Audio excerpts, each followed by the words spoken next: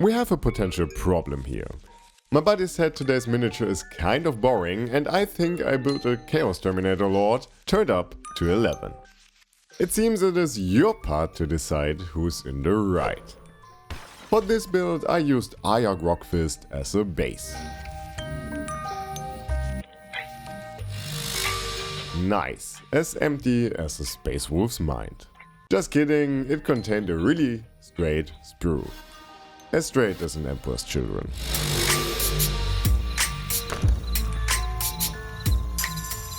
But enough bad jokes which are underlined by crickets, let's finally start.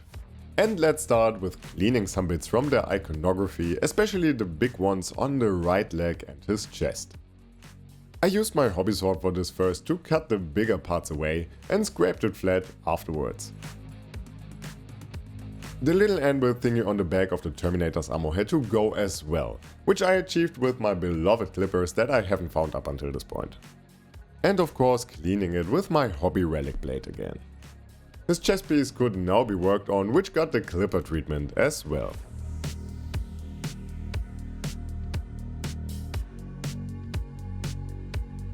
With that done, it was time to sort out some bits and clean the workspace. Just imagine people would see this.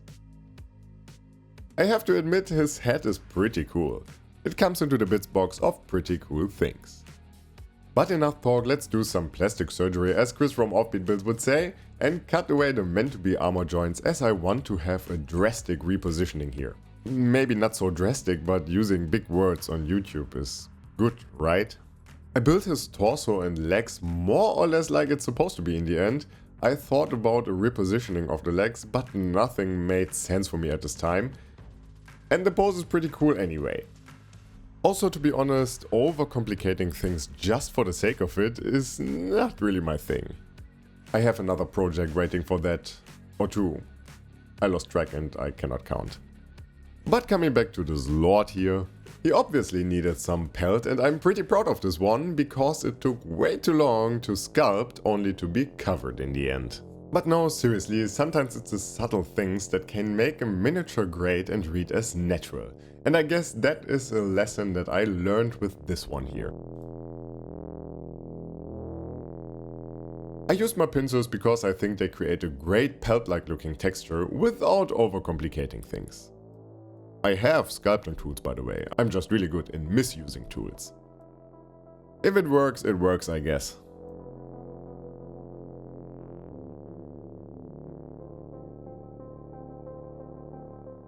When the green stuff looked mildly like fur, I pressed another small ball into it to bulk it up. And after that I glued Space Wolf daggers onto it. If I remember correctly, this part comes from the old Grey Wolves kit back when the Space Wolves looked like Space Wolves. Seriously, they lost so much character, it's a shame. The next small detail is this little chaosy pouch. If somebody recognizes this bit, please let me know, I'll pin the comment. Half a year ago I was gifted a huge amount of bits and this sometimes creates situations like this. To match the chains on this chaosy pouch, I went on with some more chains and flash hook that get launched into the air by the movement of this guy. And after that it was time to glue him onto his base because I'm going on with his arms. For his left arm I went with a classic Stormbolter. The only thing I did to this bit was to drill out the barrel. You know why. People like it and I can see how it elevates a build.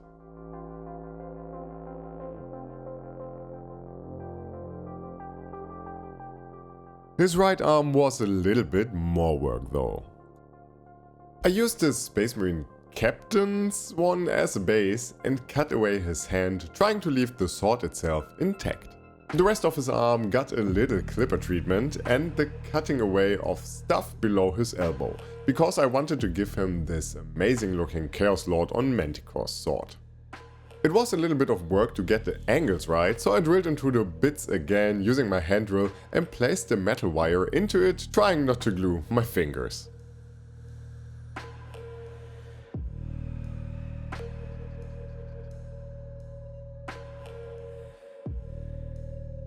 I stuck the sword holding underarm onto the other bit and aligned it properly so it doesn't look strange. Using a little bit of green stuff that I just shoved into the recess and armor joint helped to complete this part. And again, my pincers were an important tool here.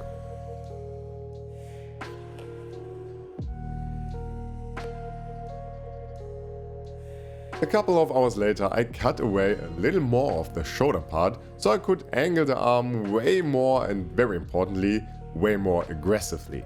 And once again, because the anchor point was way too small, I pinned it. It also feels good knowing that it's pinned somehow. Can you relate to this? It just feels sturdy. A little bit of more green stuff again to increase the mass, and obviously some more sculpting, as I cannot leave the underside of this arm like this. Details matter is the lesson of this video, right?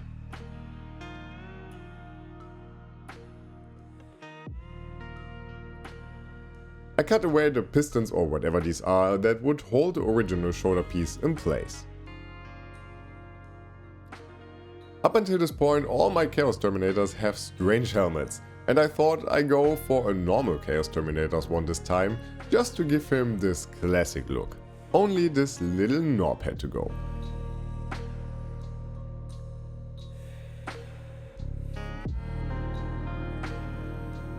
To lean more towards the classic look, he obviously needed trophy racks, and the ones from the Chaos Demon prints were perfect here. Even though they are very big, I think a Chaos Lord needs bigger ones, so that his only mortal enemy is a low door frame. So I cut the trophy rack a bit shorter, mirroring the 45-degree angles on the front of the rack.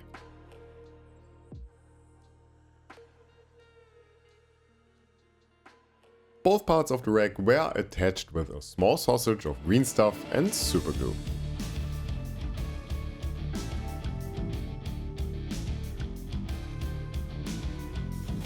And because they have a little bit of an overhang, I also glued them to the pauldrons, fusing them together and giving them a lot of stability.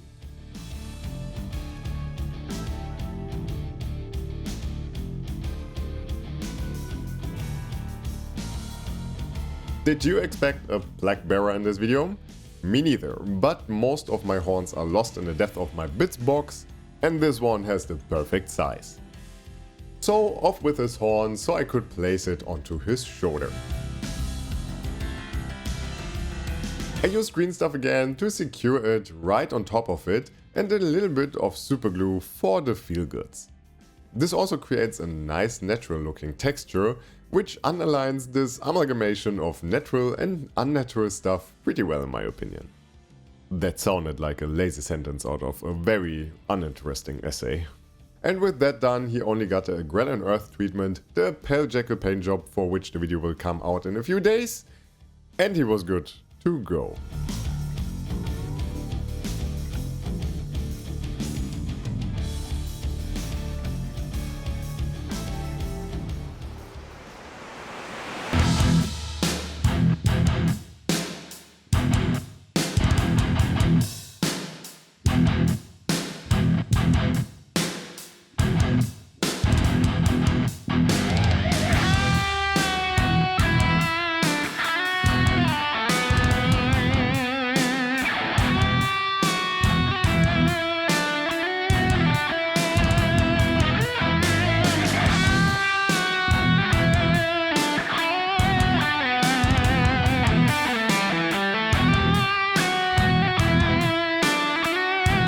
So, who's in the right?